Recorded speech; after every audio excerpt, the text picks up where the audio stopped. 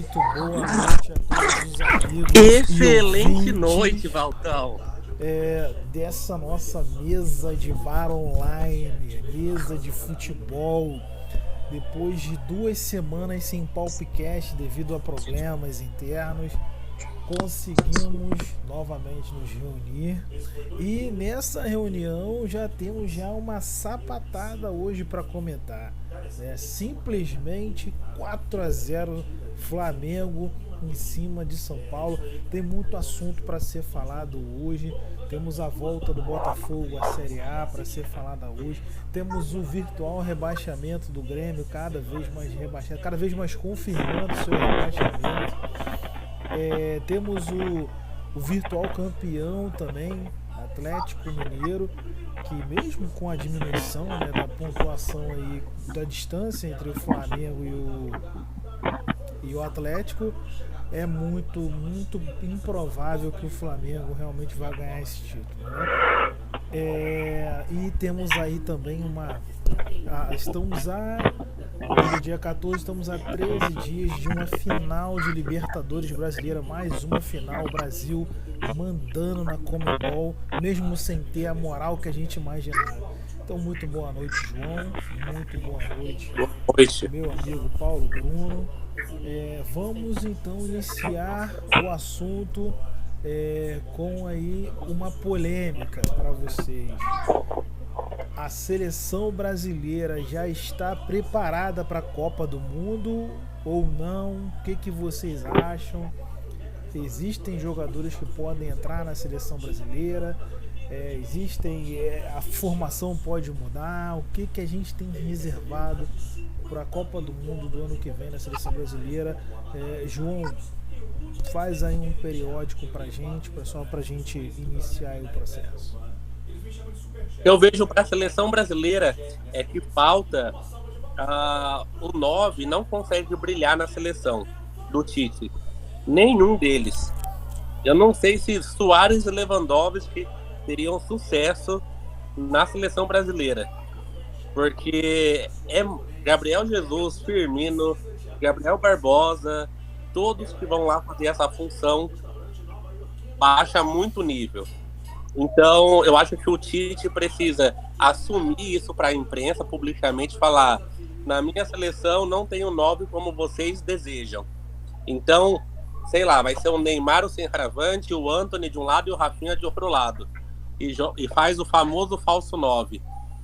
Porque enquanto ele quiser ficar agradando a imprensa, tipo, internamente, meu 9, você não tá lá para fazer gol, não. Você tá lá para voltar, marcar, que é o que o Gabriel Jesus faz na seleção, principalmente. Ele tem dado que ele faz gol há 14 jogos pela seleção, se eu não me engano. É um absurdo, é muito número, desde 2019. Então, se a gente quiser ter uma mínima chance, o Tite pode largar a mão desse 9 de vez pra gente jogar 11 contra 11. Porque o nosso 9 ali vai ser sempre um a menos. E eu apoio essa ideia. Deixa o Neymar ali de falso 9, pode rodar. Eu deixaria 3 jogadores que jogam em todas as posições de ataque. E o meu trio, por exemplo, seria Rafinha, Neymar, e aí pode ser ou Vinícius Júnior ou Antony. Quem tiver melhor no momento pega a titularidade. Excelente. Eu acho que falta só isso para a seleção. Defensivamente boa. O lateral esquerdo vai ser o Guilherme Arana, eu espero. É melhor que o Alexandre, muito melhor, por sinal. Mas a dupla de zaga está definida: lateral, direita, goleiro, volantes. Talvez o Fred pode perder a vaga para o Fabinho, apesar de eu achar difícil, mas eu acho que o Fabinho tem bola para pegar essa vaga aí. E não se surpreendam se Renato Augusto for convocado, viu? Sim, porque ele... Putz, grilo. Vou deixar essa palavra agora para você, Bruno, porque a gente vai falar sobre Renato Augusto também, que vem retomando boas atuações no Corinthians. A gente já sabe para onde isso vai, né? E você, Bruno, o que você acha da seleção brasileira hoje?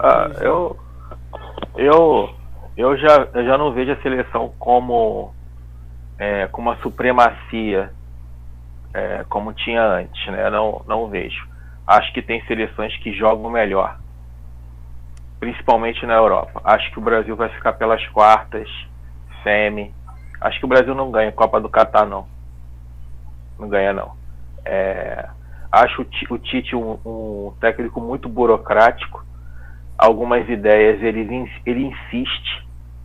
Tem coisas que, a meu ver, existem técnicos melhores para esse tipo de time, seleção.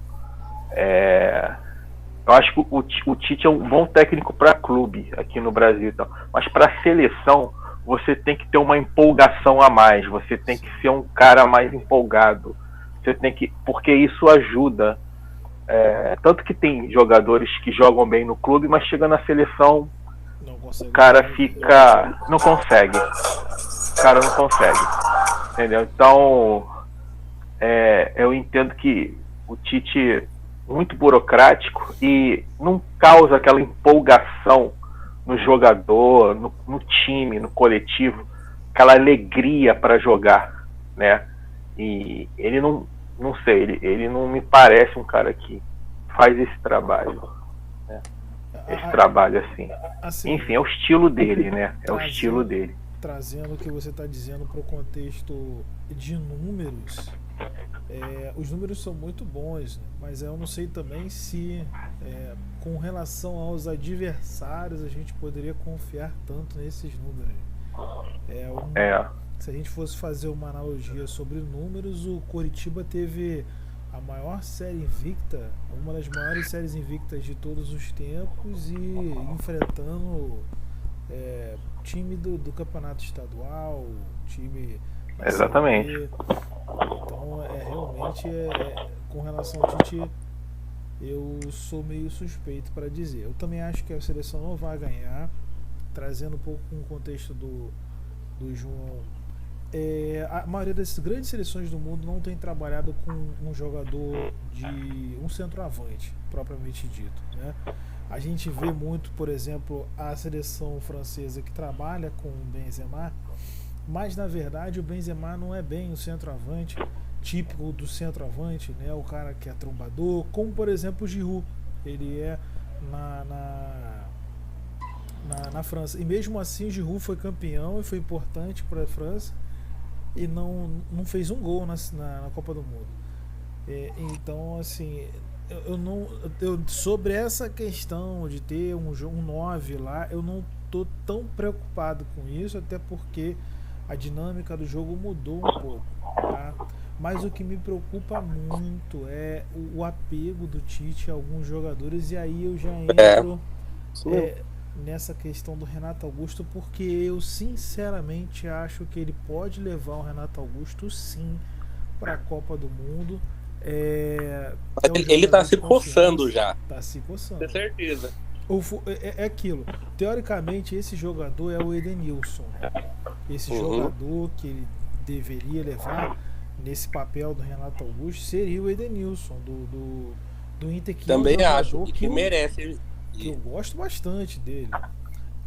Mas é capaz sim, e ainda mais se trouxermos, por exemplo, para a atuação de ontem, realmente uma grande atuação do Renato Augusto.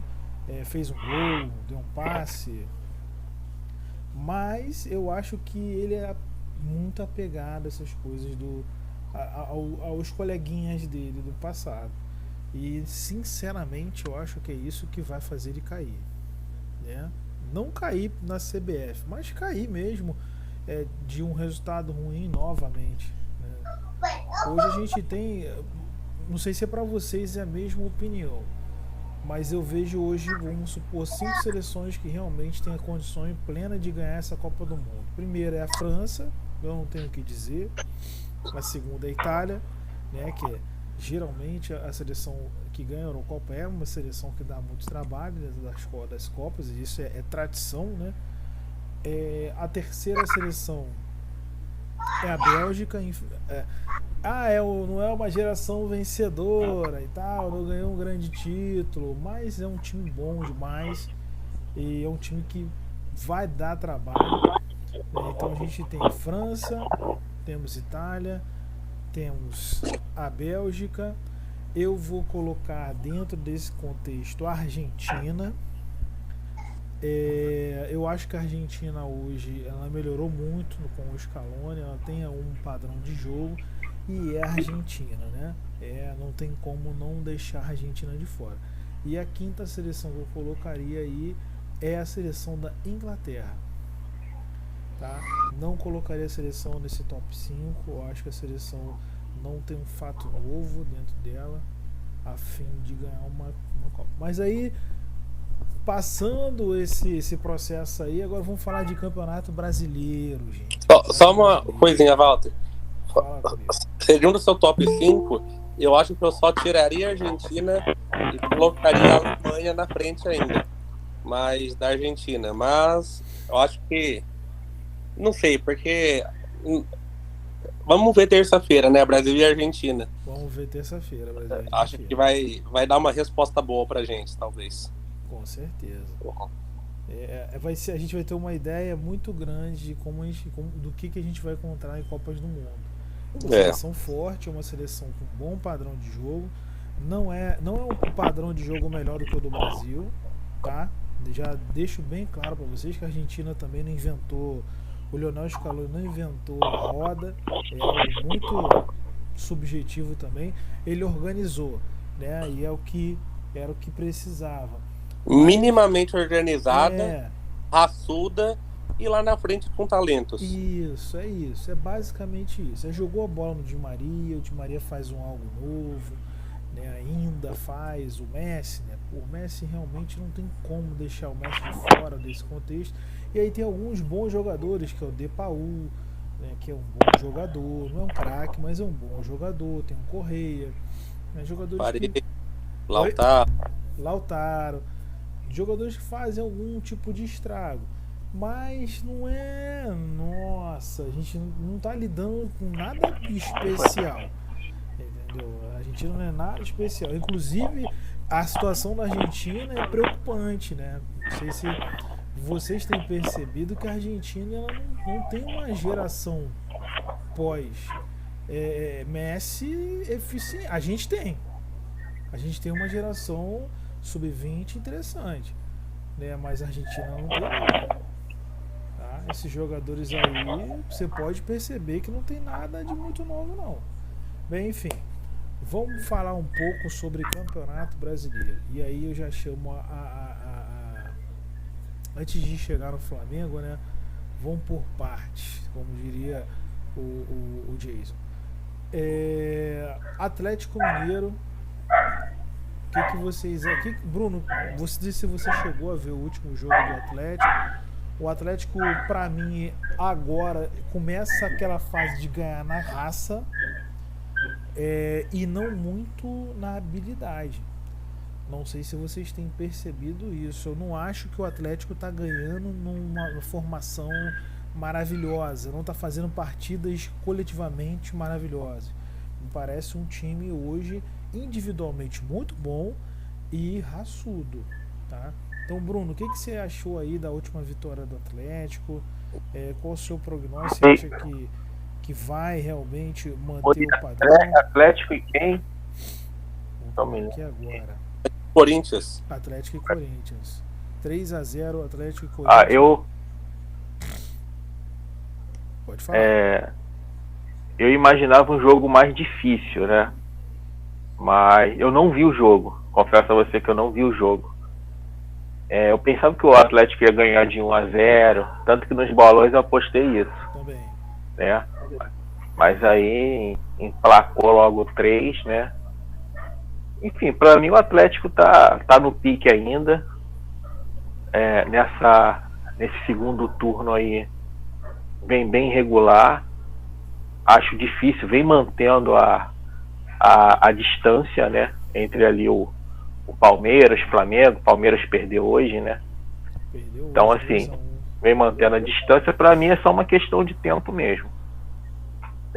Deve vencer o campeonato até com, de repente, 1, 2 rodadas de antecedência. Mais até. Entendeu? E o Cuca é o Cuca, né, cara? Eu queria ver o Cuca na seleção brasileira, entendeu? Ele deve estar lá botando maior pilha nos caras, entendeu? E a gente percebe quando vê o jogo do Atlético, a gente percebe assim o empenho dos jogadores, né? Tanto ofensivamente como também na marcação. O Cuca não é um técnico muito tático, especialista, né? Na parte defensiva, né?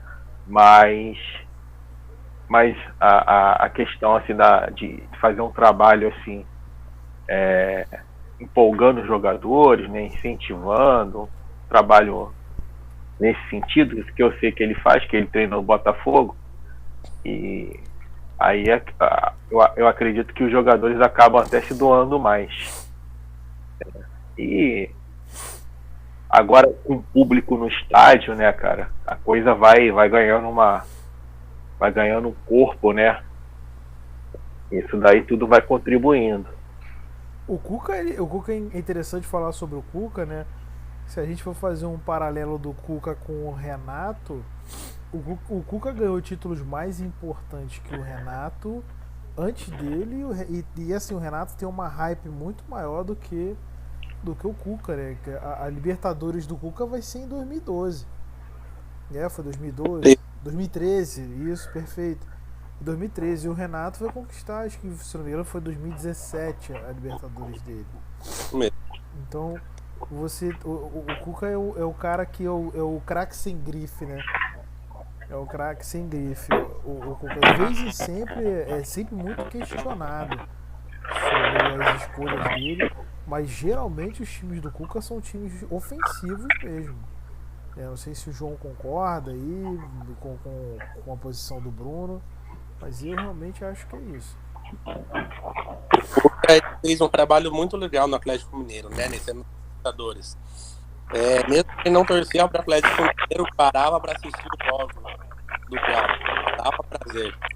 Inclusive, o time lá era muito mais legal de ver do que o time atual do Galo, por sinal. Eu acho que é esse time um pouco mais,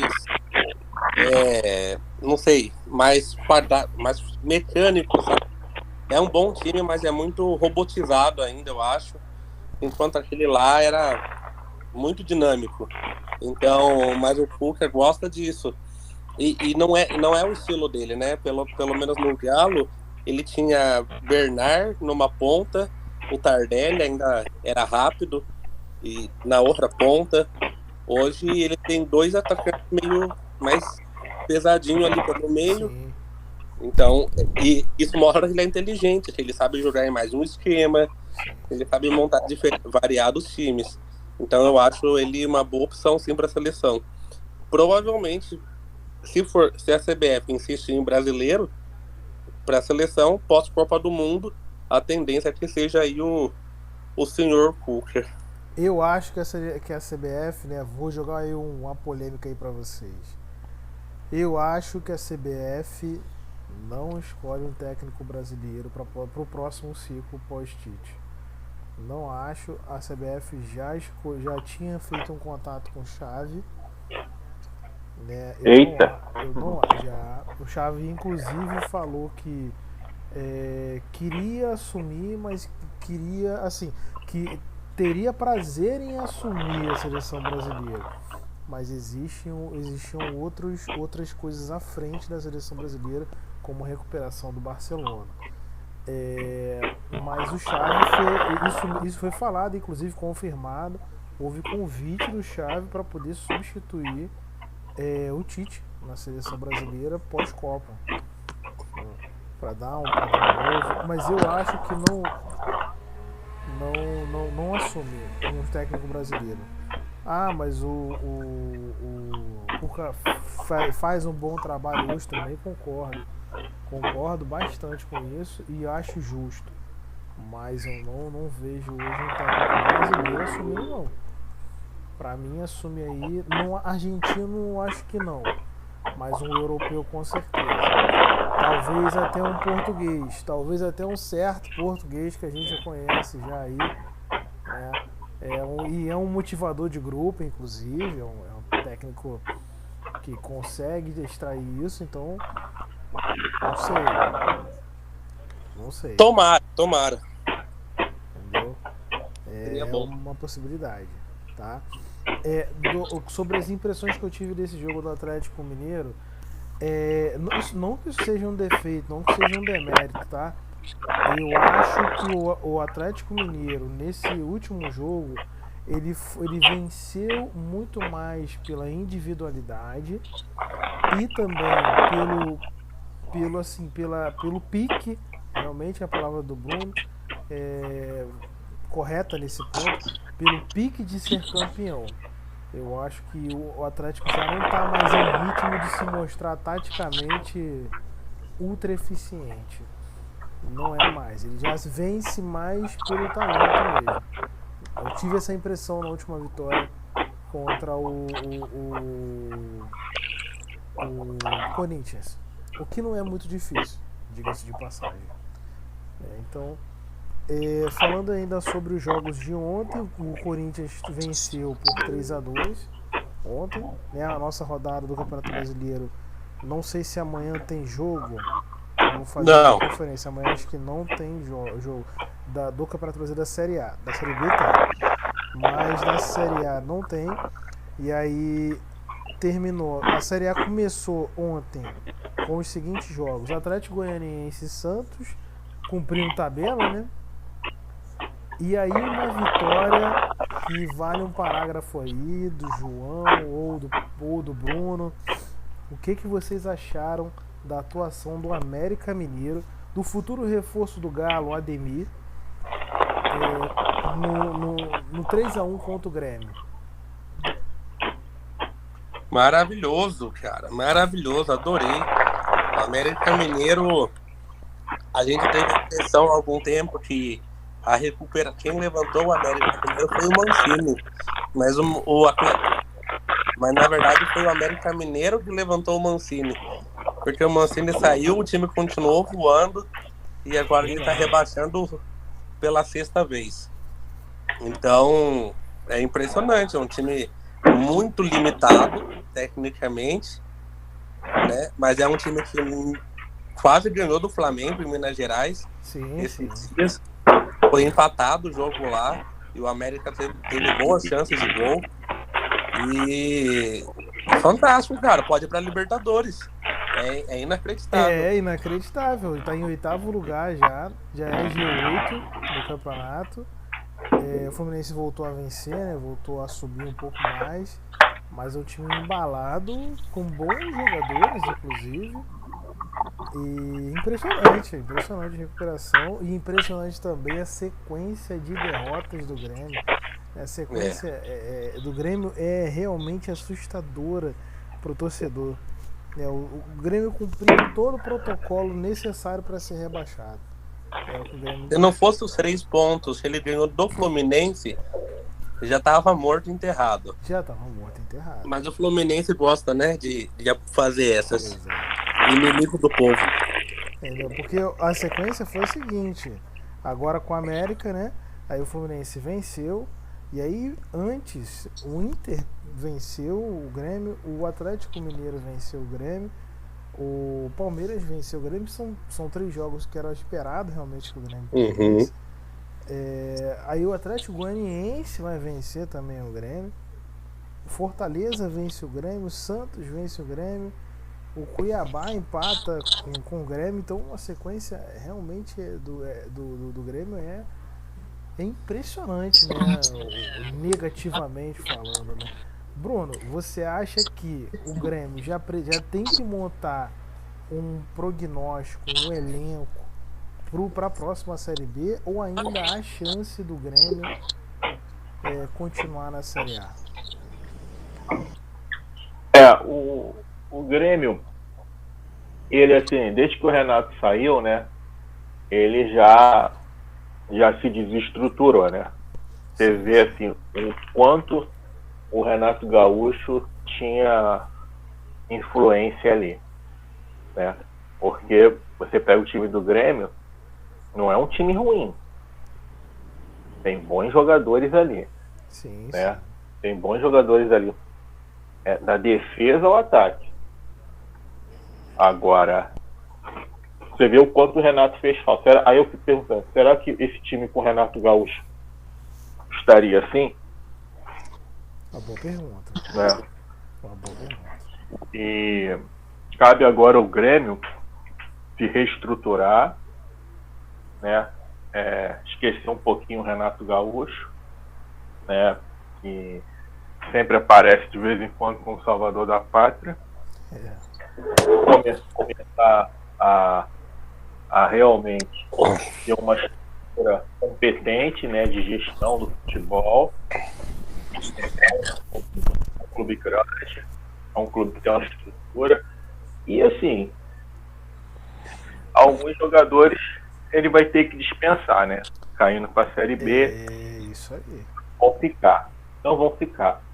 Né? Montar um time competitivo e começar a não ficar. Bicho pega, chama o Renato Gaúcho. Bicho pega, chama o Filipão. E achar que isso vai dar jeito.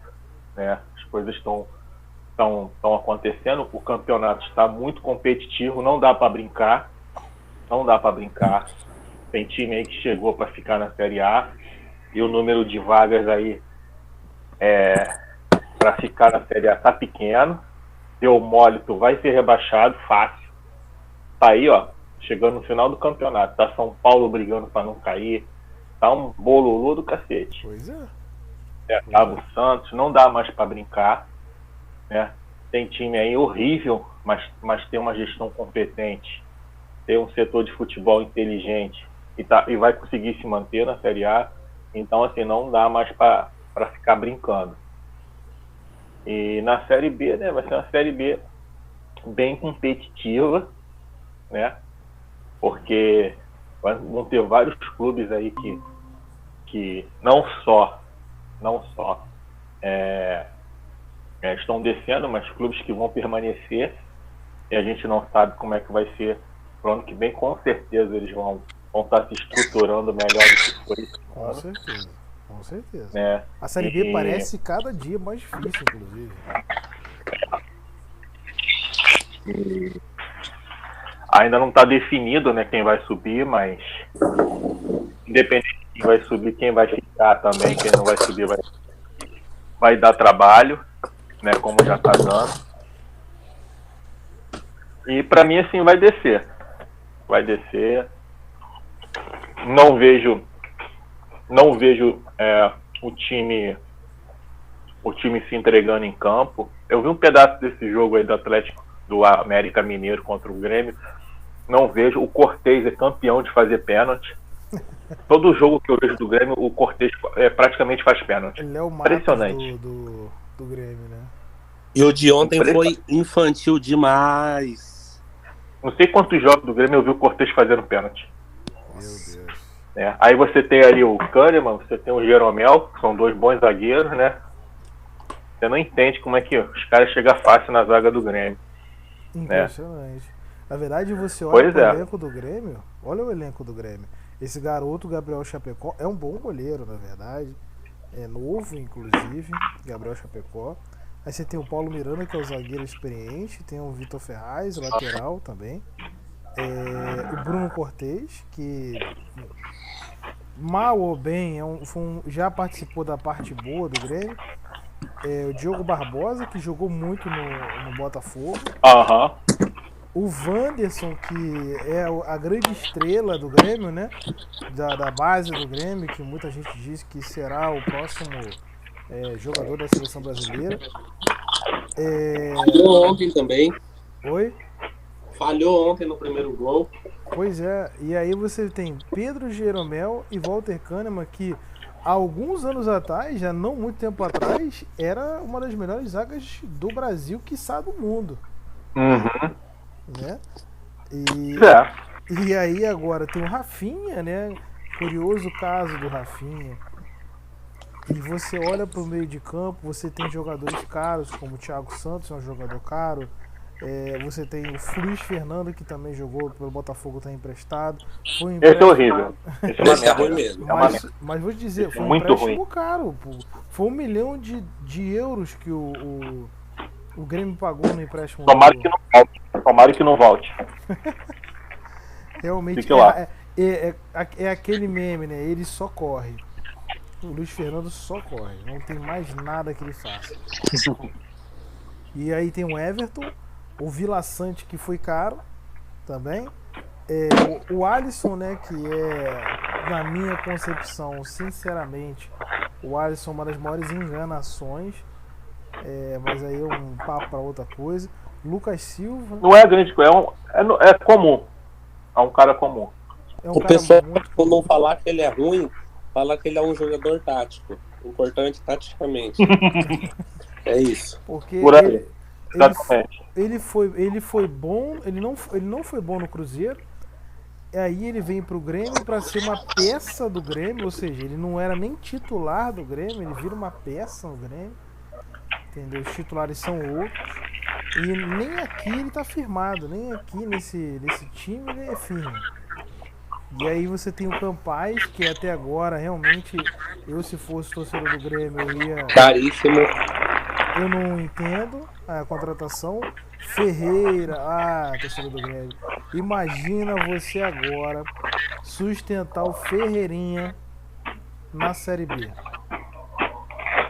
Será que sustenta? Não sei. Jean-Pierre, jogador. Posso fazer uma aposta aqui? Fala comigo. Ferreirinha no leste europeu. Provável. Muito. 2 meses. Shakhtar. O Grêmio caindo, confirmando a queda, vai chover proposta nos jogadores do Grêmio. Vai. De empréstimo, entendeu? Vão fazer a cata lá. Vai mesmo. Vai sim. E aí você tem essa enganação. Meu Deus do céu. Olha, esse é ruim.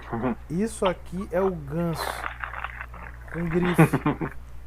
E aí o Douglas Costa, que não tem jogado absolutamente nada e provavelmente deve estar com um salário muito alto, mas tem vaga no meu Flamengo, se quiser. Léo Pereira, aqui eu acho que o Grêmio dá uma baixada de bola muito alta, que é o ataque do Grêmio. Você junta todos os jogadores e você não dá um. Na verdade, eu acho que o melhor jogador do ataque do Grêmio é o Diego Souza. Porque eu prefiro o Borja, hein? Eu não gosto do Borja. Eu acho o Borja muito fraco. Não, eu também acho. Mas fora de forma no momento. E digo pra você, os números do Diego Souza são bons em comparação ao Borja. O Diego Souza, sabe o que vai acontecer com o Diego Souza? Ele vai receber proposta do Vasco e do Sport. Porque eles vivem disso. Época que esse cara jogou, acabou. E os dois estão na Série B. Os dois na Série B. Não, vamos trazer ele para ajudar a gente a voltar para a Série A. Não sei o que lá. Atrativo, leva público pro estádio. Inclusive, já te digo de antemão, parece que ele e Alisson podem pintar no Vasco. Diego Souza e Alisson no Vasco. Segura isso aí. Eu, como flamenguista, fico muito feliz. Então... É engraçado você tentar montar um time caro na Série B, cara. É um absurdo. Eu não duvido. E o Vasco tá dando mais tiro no pé, né? Coitado. Que o Sport não são baratos e são ruins de bola. Então... Isso aí. O Sport tá na mesma vibe de Vasco. Entendeu? Trazendo André Balada, não sei mais quem. Porque ele ficou aqui, 1910. Vai fazer de novo. Não vai. Deu certo aquela vez, dá graças a Deus, entendeu? E segue a vida. Aí vai querer pagar 400 mil pro cara, entendeu? O cara lá de Miguel. É exatamente o que vai acontecer com o Vasco e com o Grêmio. Você vai ter um elenco caríssimo na Série B. Um elenco que não dá para sustentar, até porque as cotas televisivas são bem menores. O Grêmio ainda tem uma reserva financeira, né? Agora o Vasco já tá na merda, cara. O Vasco... Vou dizer pra você, o O Vasco, Vasco, não tem cara, um ativo pra poder vender. o Vasco tá pegando aqueles patrocínios, tipo, PixBet. Pô, cara, esse patrocínio assim, entendeu? Aqueles que eles PixBet. Uber. Pra pingar, né? É. Pra pingar na Até o conta. Botafogo também tá pegando essas porra também, papai. Só Pra que pagar os salários. Só que o Botafogo Pô. tem a folha salarial menos da metade do que a do Vasco. Você tá entendendo? E vai ganhar cota de Série A ano que vem. A situação do Botafogo é uma situação financeira muito pior do que a do Vasco. Se o Botafogo for esperto e assim, montar um time pensando em só ficar na Série A no ano que vem, somente ficar na Série A e barato, ele consegue iniciar 2023 competitivo. O Botafogo vai conseguir. Porque é fácil para você. Olha só, as dívidas elas se resolvem da seguinte maneira. Primeira coisa, você tem que equacionar as dívidas. Ou seja, você tem que avisar os seus credores que você vai pagar e você dá garantias a eles. Se o Botafogo apresentar essas garantias com relação às receitas que vão acontecer no ano que vem, ou as receitas que vão entrar, ou então na venda de algum jogador que saia caro para qualquer outro clube, o Botafogo vai iniciar 2023 tranquilo, com um bom time para poder. Agora ele precisa, no ano que vem, não botar os pés pelas mãos, não precisa pegar esse dinheiro todo e contratar de jogador. Ele vai ter que. Não vai não. Ele tem que. Tanto que. Pode falar. Tanto que agora você tem um cara lá que cuida disso, né? Então, assim, por exemplo, alguns nomes aí foram ventilados, alguns medalhões foram ventilados aí no Botafogo para essa sequência da Série B, só que foram barrados. O cara barrou. O cara lá que... O tal do céu, né? Fio, sei lá. O cara barrou. Entendeu? Porque não analisou só a parte financeira, analisou os riscos, enfim, uma série de coisas, né? E o Botafogo trouxe alguns jogadores baratos, cara. Baratos, por exemplo, empréstimos, né? Por exemplo, o Botafogo trouxe aí esse Oyama, que veio ganhando 15 mil. 15 mil. Veio lá do Novo Horizontino, né? O Botafogo pegou uns 3 jogadores do Novo Horizontino. E tá certinho. Exatamente. Assim, agora, não foram assim, jogadores assim que trouxeram assim, o empresário trouxe aqui, a gente tem que aceitar e tal, porque a gente tem que puxar para o empresário. Não. Foram jogadores analisados, né? Trouxe um lateral direito, que eu esqueci o nome dele, é titular. É um lateral que cumpre bem a função. O Botafogo estava com uma carência muito grande no lateral. O Diego Gonçalves é meio ponta esquerda. É ponta esquerda. Né? É esse assim. Mas ele tá jogando bem, tá quebrando o galho. E ele tem contrato até mais longo. Agora, o Oyama, ele já está sendo sondado por outros clubes. O Oyama é bom ele jogador. Ele ganha merrequinha. É muito bom jogador. Já muito bom volante. O clube do Japão já é interessado. Entendeu? E ele tem família japonesa, essa parada toda. Já deve ter então, até assim, passaporte. Exatamente. Dificilmente ele fica no Botafogo. Muito dificilmente. Ô Bruno e Walter, vocês já pensaram? O Botafogo tá numa Libertadores forte daqui uns 5 anos. Se pensar igual o Eduardo Bandeira de Melo pensou lá em 2013, 2014, de equilibrar as finanças, não cair, disputar alguns títulos. Pega um técnico aí legal, se esse sair, volta o Anderson Moreira, mas pega um carinha assim que entende um pouquinho e aí faz peneira na série, no Campeonato Paulista, do Campeonato Carioca, investe, arrisca em moleque novo. E assim, eu acho que eu torço muito pro Botafogo, sinceramente. Do Rio, dos grandes ali, eu não tenho nada contra o Botafogo, eu não gosto do Vasco e do Fluminense. Então assim, cara, às vezes eu pego, se eu fosse um gestor do Botafogo, o que eu faria hoje? Né? E pelo que você falou, eles estão fazendo uma coisa muito boa e certa. Tomara que isso que daqui 2 anos não volte um corrupto e cargue tudo feito, né?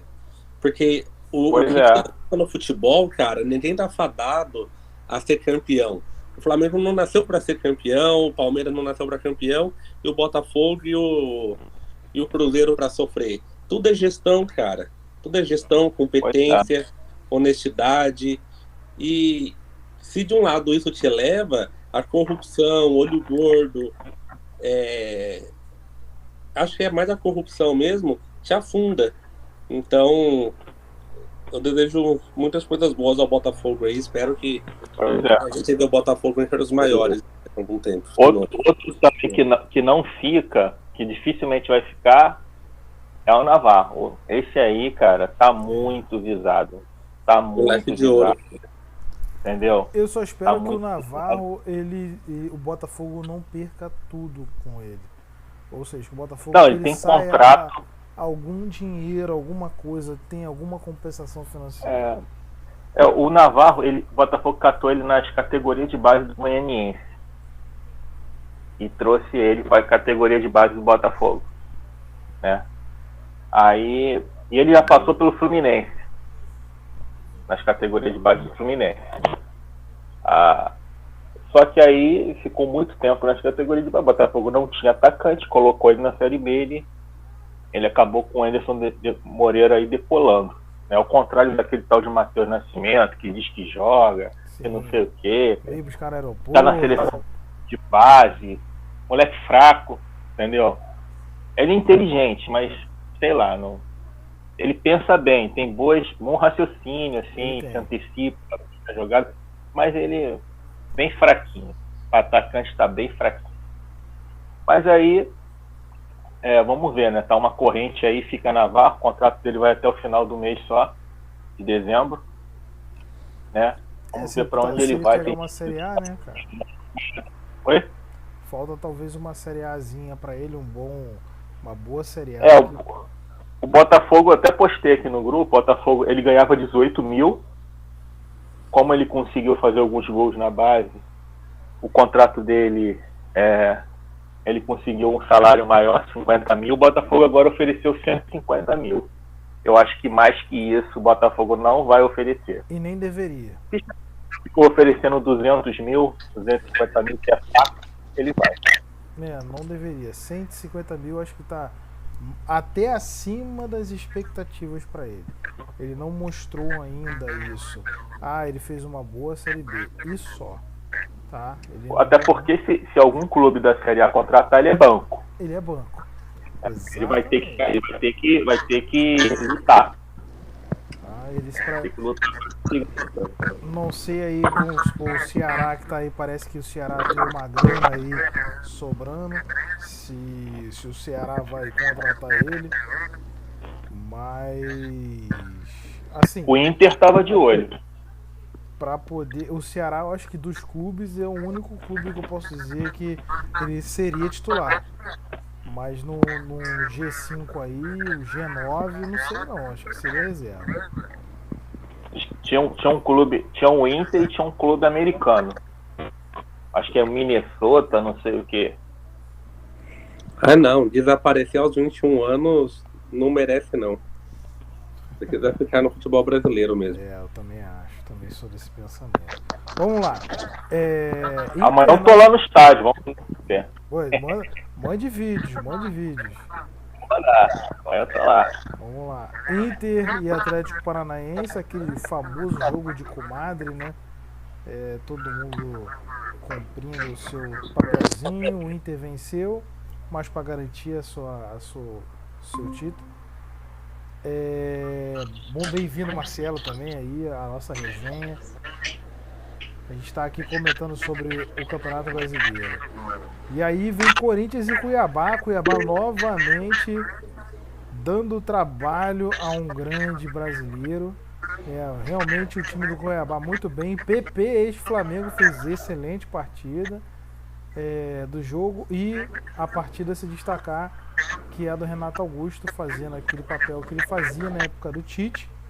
E aí que a gente entra naquela questão que, na minha opinião, acho que ele agradou o Tite de novo. Se ele mantiver essa pegada Acho difícil o Tite não lembrar dele em algum momento. Eu acho bem difícil, né? E O aí, Fred já tá na Copa. o Fred já tá na Copa, né? O Fred já tá na Copa. O resto é que lute. Quem O resto perde que vaga aí pode ser o Gerson. Pois é. O Gerson, cara, lá na França, hein? O Gerson. O Firmino. O Eu até Gerson, postei aí pro Walter aí umas reportagens lá. Meu Deus do céu. o Gerson não tá bem na França. Não tá, na verdade, o time inteiro do Olympique não tá bem, mas é surpreendente, mas é porque o Gerson é um reforço caro pro Olympique. Então, teoricamente, o Gerson deveria estar mostrando alguma coisa a mais, e não tá. Não tá. Situação muito burocrática. Será que a questão de estar em outro país não tá influenciando a adaptação? Pode ser. Tem gente que sente, né? Muito jogador sente, sai daqui. Aqui ele tava bem, né, cara? Aqui ele tava bem. Cara, posso falar uma coisa? Eu acho que o Gerson, ele não tem muito perfil de futebol europeu, não, cara. Aqui no Flamengo mesmo, às vezes ele prendia muita bola. Ele teve sempre dá o corpo pra proteger, sabe? Sinceramente, claro que eu gosto muito do Gerson, mas se ele tivesse disponível no banco hoje, ele não seria titular do Flamengo. Não sei se o Clemente pensa assim também, mas acho que hoje o Andréas Pereira joga mais que ele. E se o Flamengo acabar não comprando o Pereira por falta de dinheiro, claro que vai ter uma multidão aí falando volta Gerson, né? Mas hoje ele não faz falta. Nem hoje, nem quando o Andréas Pereira chegou, né? Desde o primeiro dia, na verdade. Então o Flamengo fez uma boa reposição, né? Muito boa reposição. E na verdade, se for para analisar o Andrés, o André Rocha, um jornalista André Rocha do UOL, que ele falou sobre isso com até alguma propriedade. Ele falou assim que, tecnicamente falando, o Campeonato Brasileiro ele não deve muito aos campeonatos europeus, né? E você olha jogador por jogador e de recurso pessoal que cada jogador tem, e você não vai ver muita diferença. Se você botar, na minha opinião, o Andrés do lado do Gerson, eu acho que o Gerson é melhor jogador de recurso, né, no caso, do que o Andrés. Só que o Andrés, taticamente falando, está tão acima do Gerson, que a impressão que dá é que ele joga muito mais do que ele. Mas na verdade, se você for olhar hoje pro Andrés, você vai ver o seguinte: você vai ver um jogador bem posicionado, você vai ver um jogador que volta para fazer a linha corretamente, que surge no campo, que faz toda... Ele não fez nada de extraordinário. Eu não vi no Andrés jogadas solta a bola rápido, passa certo. Isso, é o jogador que faz um feijão com arroz tão bem feito. Perfeito, é isso mesmo. Tão bem feito, tão maravilhoso, né? Que a gente que tá no Brasil, que não vê esse tipo de coisa dos jogadores daqui, acha que ele é um craque. Mas na verdade ele não é. Eu, inclusive, acho que o Flamengo nem tinha que se dar o trabalho de comprar um Andrés. Não é jogador para ser comprado pelo Flamengo. Acho que o Flamengo tem opções dentro do mercado boas também, que pode trazer, que fazem um bom papel também. Mas eu, sinceramente, não...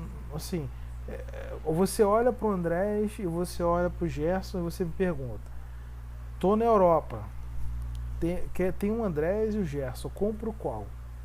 Eu compro o Andrés. É mais fácil a adaptação.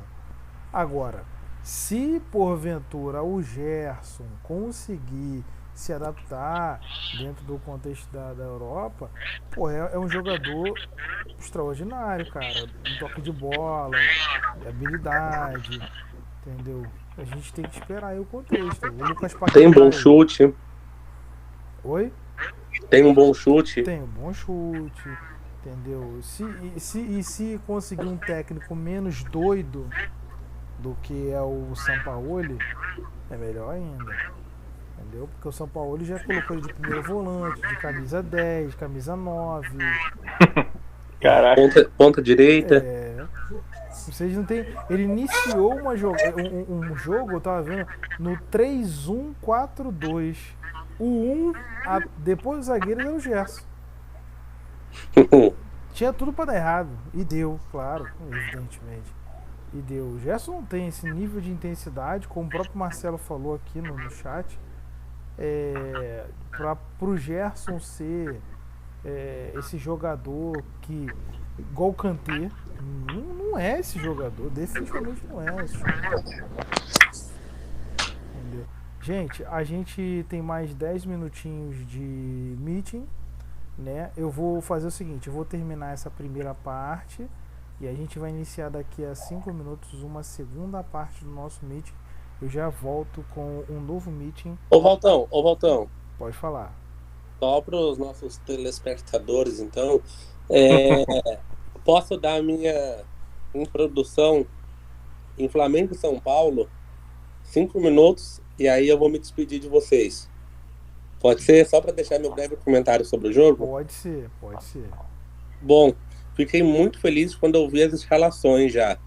Né? O Flamengo é praticamente o time que vai disputar a final da Libertadores ali, contando o Diego Alves e o Arrascaeta no lugar de alguém.